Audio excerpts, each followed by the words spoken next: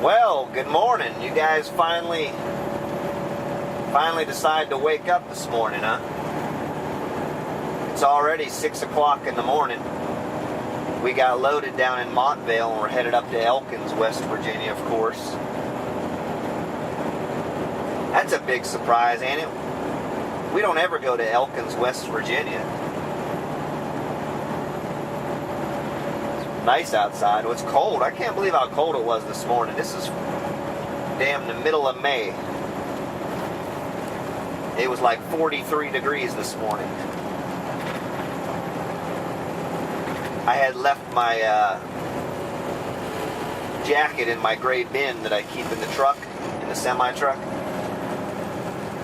I left it in my car.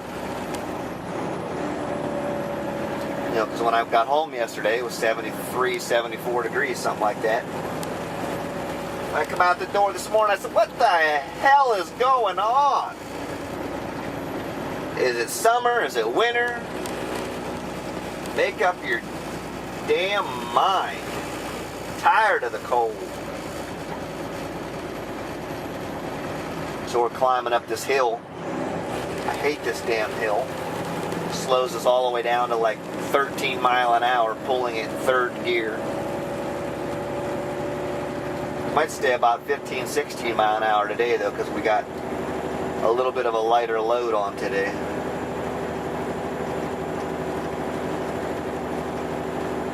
So I've been listening to this podcast that I found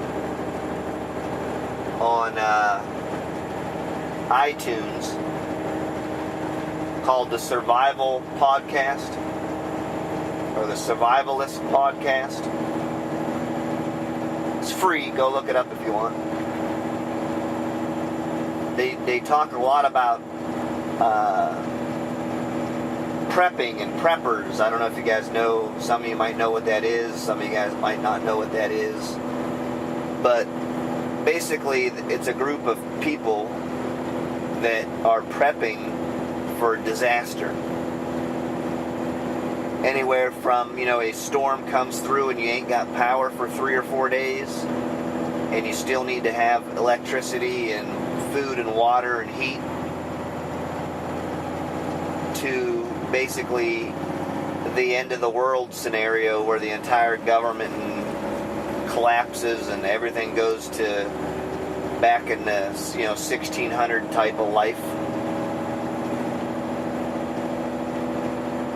And I've been getting into it more and more. I mean, I've always been into camping and living that kind of a lifestyle. I love camping and living outdoors and being outdoors and lighting a fire and cooking your own food and that kind of thing. But I've been getting more and more into it. I'm starting to incorporate things into my landscape like fruit-bearing trees, and I've got a much, much bigger, well-thought-out garden. I've got some stuff stockpiled, some water and food, and the ability to grow food for years, basically, which is simple. Anybody can do that with probably under $100. You can buy what you need to self-sustain through a garden for years. But a lot of little things, I'm not crazy. I'm not building a bunker in my basement. Well, not exactly anyway.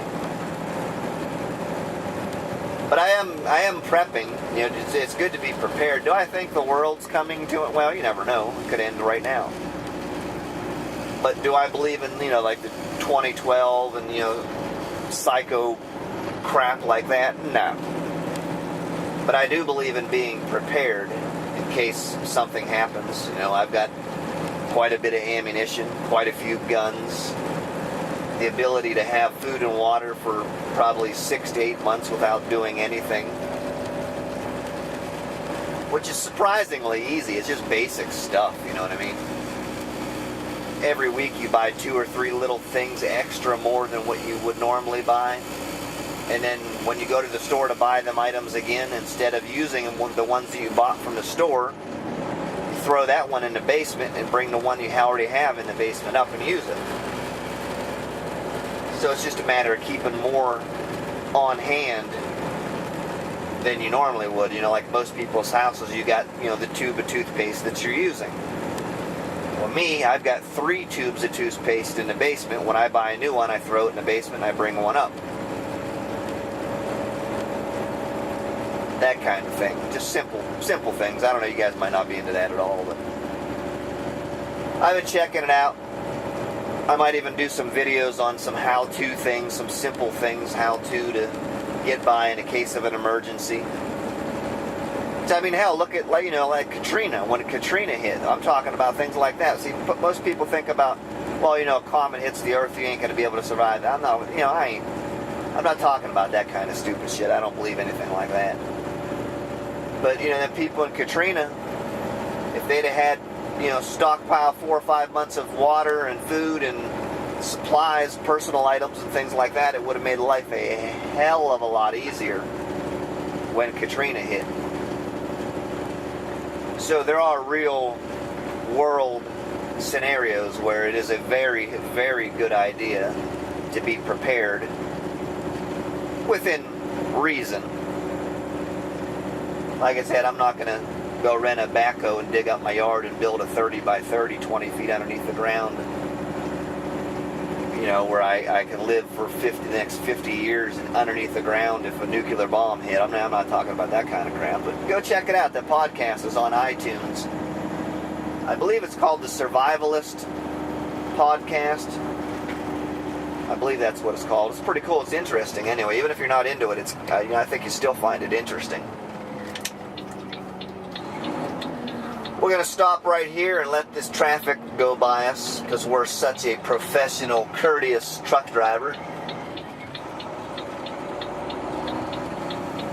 We swing over there in the wide spot and let the people that have been following us up the hill get around us so they ain't got to sit and wait on us.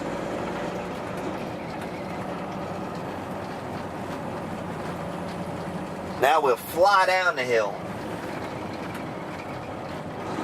No, not exactly. It's really twisty and turny, so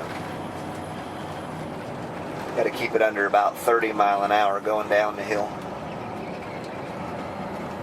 Plus there's a stop sign at the bottom of the hill you might want to stop for. Because if you don't, you're at a T intersection, so if you don't stop, you're going through a big ditch and up into a cow field. You'll see here in a minute. Plus there's always this 25 mile an hour corner right here. It's a pretty sharp corner too. You got to be careful.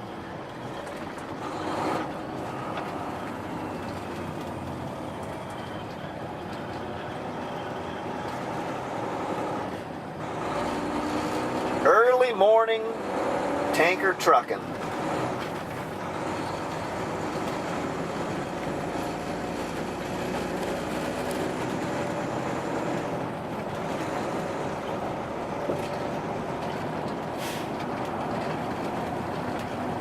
I wouldn't mind coming up here and doing a bike ride. I know there is one around here somewhere that comes up through here. I know it comes up 39, but I'm not exactly sure what it is and where it starts. But I remember last fall looking at it. I seen it online.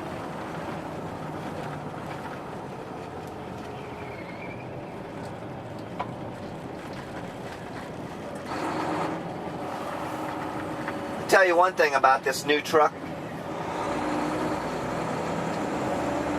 and trailer I got. It has disc brakes all the way around, like on a car, disc brakes, and I am yet to see a puff of smoke coming off of them brakes. A matter of fact, it seems like the hotter you get them, you know, the more you use them. It's like on most brakes, like on a semi-truck, after you get your brakes hot, your brakes start to fade. In other words, you start pushing harder and harder and harder, and it seems like your brakes are working less and less and less as you get them hot. See, here's the T in a road. You definitely want to be stopped. But on these, like I said, it's got disc brakes. And it seems like the hotter you get them, the better they work. I mean, I imagine there's a limit to that. There's a point where that won't be true anymore. But I haven't found it yet.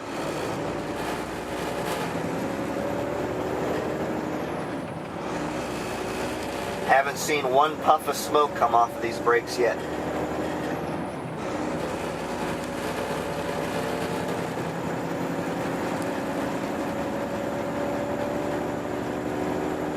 Alright, anyway, guys, go check out that podcast. Let me know what you think. Leave me a comment. Make sure you check out the website, justustruckers.com. And, of course, my personal website, travelingeagle.com. Thanks for watching. Thanks for riding along. And I will see you. Bye.